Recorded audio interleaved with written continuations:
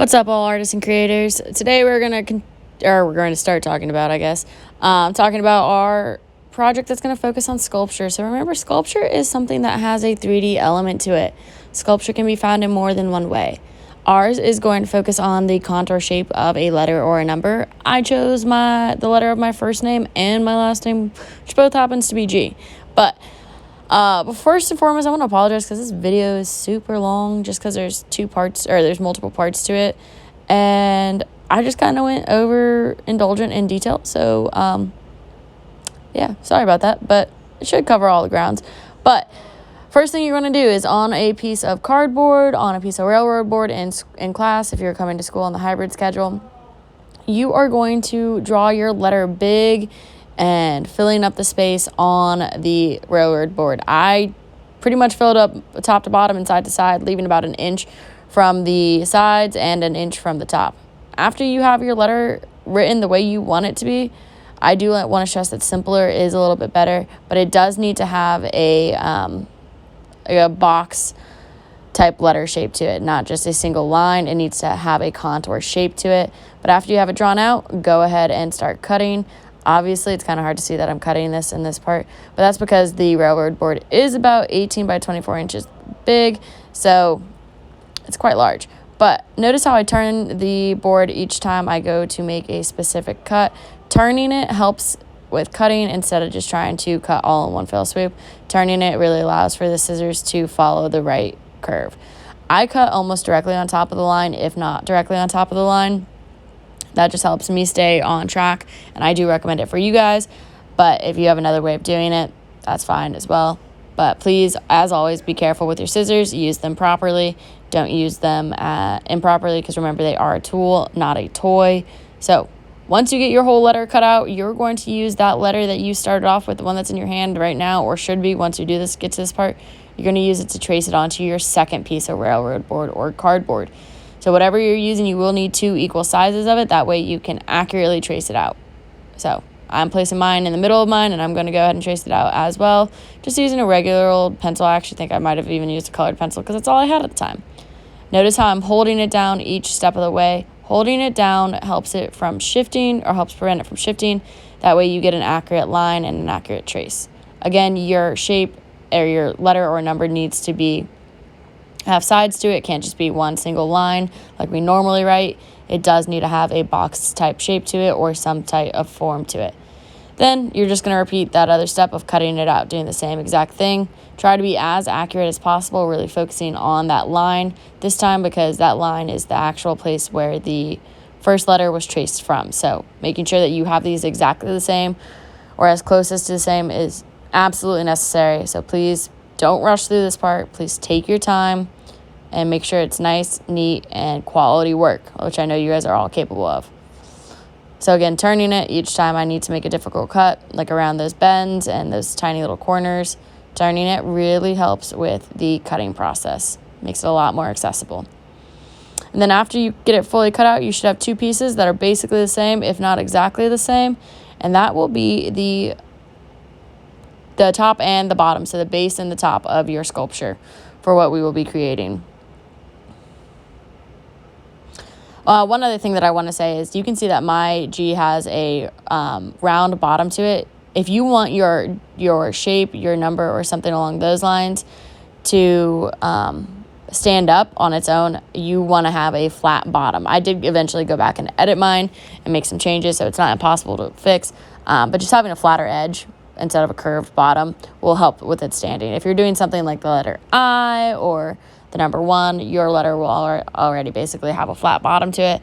I didn't think about this when I was doing that, and that's my fault for being irresponsible and impulsive, but I did go back and make the change. If you want your letter to stand up, make sure you have a flat or straight bottomed edge. So here now you can see I have both my G's laid out next to each other. They both basically look the same.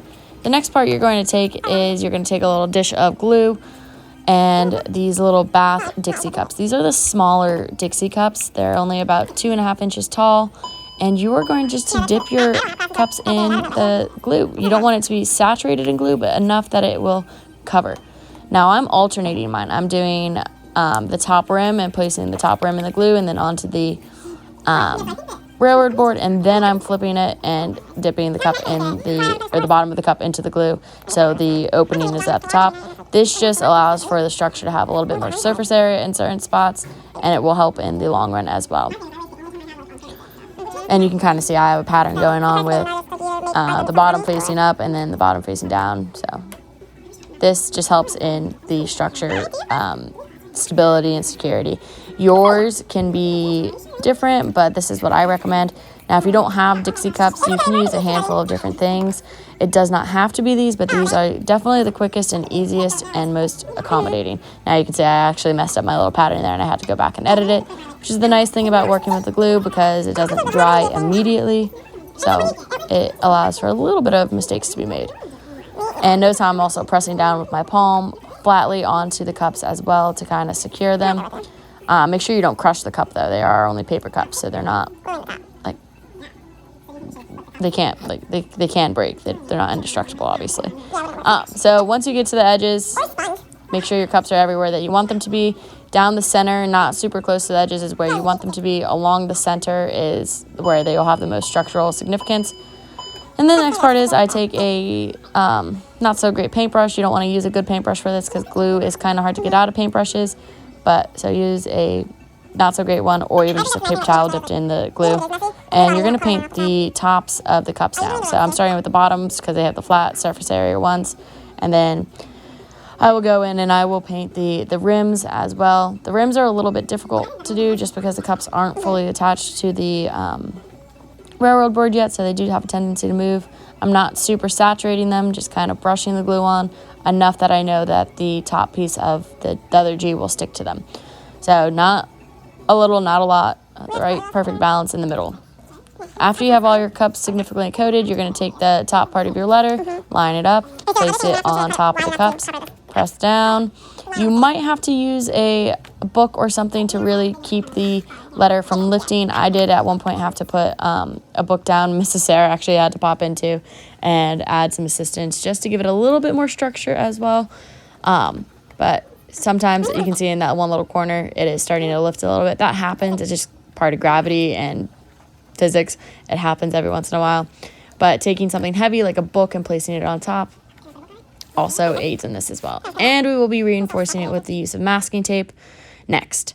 So masking tape is just a type of tape that we'll use. I do recommend it instead of Scotch tape because Scotch tape does have that glossy effect to it, and we don't want that glossy effect. So you're just going to tape the outside edges and the inside edges wherever the openings are. I started with mine a couple inches apart just so I could work around in a little bit of a faster way, but eventually you will cover all of the edges with tape. And as you can see, I'm just trying to get mine to stand up, and I was like, oh man, I need to make a flat bottom on this. Eventually I do add that flat bottom, but it's not the focus of right now. But you can see I'm just adding strips of tape from one side to the other side, connecting them. This also reinforces the stability of the piece and will aid in the paper macheing process, which will be the next step. And then after the paper macheing process, we will go on to the painting process, which is probably my favorite part because painting is so much fun. Now, this is also a project that can be done with plaster strips. That makes it a little bit more like heavy and sturdy, but it also makes it a little bit easier to break, in my opinion. The paper mache one is super malleable and it's fun to work with. The plaster can be fun too, but it can be a little bit difficult too. There's a bunch of ways you can do something like this, but this is how we're going to do it for this lesson. Now, this is something you can do at home. It's something we'll do in class. There's a bunch of different options for it, so don't be afraid to experiment and learn from your mistakes. I'm an art teacher, and I'm an artist, and I make mistakes every day. As you can see through this video, I make alterations the entire time I'm working. This is probably the longest part of the video, so bear with me because it's the most tedious. It's probably also the longest part of the assignment because you just really want to make sure your tape is secure. You also really don't want to make sure it's pulled too tight. You want it just to be sturdy enough, bridging the gap, but not pulling the gap. Just like that. And eventually you will cover the inside and the whole outside as well. Like I said, this is probably going to take the longest part of the video and the longest part of the assignment, but it is definitely the most important part. You should really focus on making sure you do this neatly. Notice how my tape is all laying flat. It's not wrinkled. It's not adding any unnecessary texture. You want it to be as flat and natural as possible because you are going to want it to reflect those curves of the shape that you're doing, whether it's a letter, whether it's a number. You really want it to reflect that accurate curve, and making sure it's flush to the sides really helps in doing that. So now you can kind of see it's starting to develop. I've gotten a lot of that side covered, and I'm just going to continue to work my way around, kind of in like a mummy in effect. It kind of ends up looking like a mummy towards the end. And once we get this all covered, once those edges are covered, it'll make the process of laying the paper mache so much easier, and it'll also add smoothness to the structure, which will, of course, add to the quality of the overall piece once we finish by painting it. So go ahead and continue to watch this piece. You'll notice as I work around the curves, I spend a little bit more time moving the piece. Notice how each time I go to add a piece of tape, I hold the piece and make sure I'm putting the tape exactly where I want it, being mindful and paying attention to exactly what I need to be doing for each step of this process. If you don't pay attention, it's not going to turn out the way you want it to. Remember, choosing not to pay attention and choosing not to put forth the effort reflects in your grade. So try your hardest. Even if it's challenging, try your best. That's all we can ever ask from each other, in life and in class. So if you have little gaps like that, make sure you cover them up. But notice how my tape isn't pulling. It's not like squeezing the sides. You don't want it to squeeze the sides. You want it to just lay naturally flat across the top. You can see how by making sure I'm adding the tape around that curve in an accurate way, how it maintains that curve. If you add too much tape in one spot, it'll alter the shape, the overall shape of the design, which is not really what we want. Sorry guys, I kind of got off camera there, but you can kind of see it. As I was doing this, I also realized my shape when it's upside down looks like an E, but it's definitely a G. It's totally okay. I forgot that was even a thing, but I think it's kind of amusing. So you're essentially creating the spine for your project by adding this tape. Notice how nice and flush it is. I can't stress that enough to you guys. I'm going to go ahead and let you guys continue to watch the video, not talk so much, but you guys, I think, will get the gist of it by the end of watching. If you guys have any questions, don't hesitate to reach out.